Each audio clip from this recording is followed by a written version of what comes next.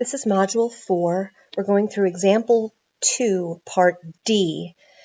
So just to review what's happening in Example 2. Example 2, we have 3 people playing rock, paper, scissors, and we're wondering if people are picking scissors less than a third of the time in the long run. Person A plays 60 games and picks scissors in 30% of those 60 games. Person B plays 600 games and picks scissors in 30% of the games. Person C plays 60 games and picks scissors in 25% of the games. We had already said that the null and alternative hypothesis were listed as follows, that the null hypothesis is that they're randomly picking between rock, paper, and scissors, so they pick scissors a third of the time in the long run. The alternative is that they pick it less than a third of the time in the long run. We have our statistics here, as I stated above, for each of the 3 people. And in Part C, we already used the applet to create the null distributions for each of the 3 people. So now in Part D, we're going to take the results that we got from the simulator and we're going to write some conclusions. So Part D. For person A, we're just focusing on person A here first. It says person A wants to know the p-value we got. So person A has the simulation here on the left side, and we see they got a p-value of 0.343. Please note the applet I have right now is focused on number of successes, so that the distribution is centered at 1/3 of 60, so it's centered at around 20, and it has a standard deviation. If you check the summary stats box, it has a standard deviation of 3.562, and that would mean that our observed statistic was 18 successes. Notice everything I'm talking about here is in terms of number of successes. That is one way that you can go about calculating the z-score. You can do all the calculations in terms of the number of successes. So in this case, the observed statistic would be 18 successes minus the mean of the null distribution would be 20.106. Or it's okay if you just write 20. 20.106 is the simulated mean, but we know theoretically it should be centered at around 20. The standard deviation is 3.562.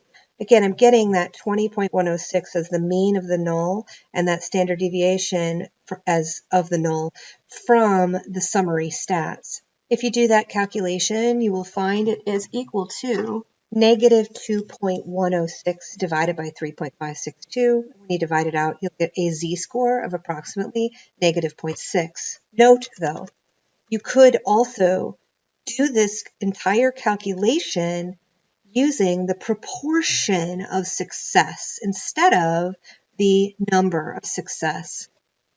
So let me redo that calculation and show you how to get the z-score if you were using proportion of successes. Again, the z-score is the statistic minus the mean divided by the standard deviation. So in this case, if I switched my applet over to proportion of successes, now it's centered at about a third. It says here my simulated distribution is centered at a mean of 0.335. And the standard deviation is 0.059. And the observed statistic is 0.3. So going to do the calculation for z-score, we're now doing all of these values in terms of proportion of success. So that would be observed statistic 0.3 minus mean of the null distribution was 0.335 divided by the standard deviation of the null distribution, which is 0.059.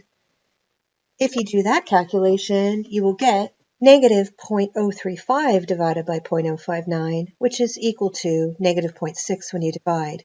Notice you get the same z-score whether you perform the calculation with proportion of successes or you perform the calculation with number of successes. However, it's important for you to pay attention to which one you're using. It would not be okay for you to mix the two together while you're performing the calculation. You can't, for example, take 18 successes minus 20.106 and divide by the standard deviation from proportion of successes. It would not, for example, be okay to be taking 0.3 minus 0.335 and dividing by the standard deviation over here. you got to make sure that when you do the z-score calculation that you are entirely using proportion of successes or entirely using number of successes. Lastly, then, it's asking us to write our sentences of conclusion. So the first one here is interpreting the p-value. It says, if we assume blank, then the probability of getting a sample like ours or blank is blank. So this is an interpretation of the p-value.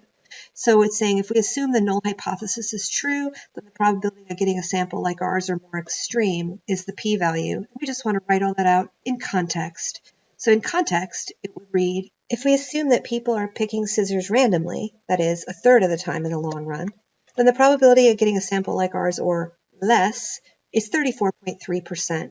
That 34.3% comes from the p-value for person A, 0.343. Lastly, for person A, it asks, what do we generally conclude? Our conclusion in context here, since we have a big p-value, a p-value of 0.343, we conclude that the null is plausible. So in context, that would mean that it's plausible people are just picking scissors randomly, so a third of the time in the long run. Let's do the same thing now for person B. Person B's information simulation is here in the middle.